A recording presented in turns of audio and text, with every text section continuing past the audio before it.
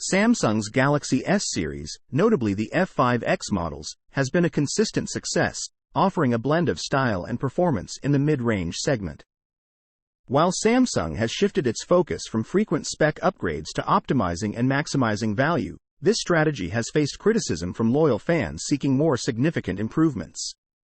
In the fiercely competitive mid-range market, where cost-conscious consumers appreciate the balance of design and specs, Samsung faces strong competition from Chinese manufacturers offering high specs at competitive prices.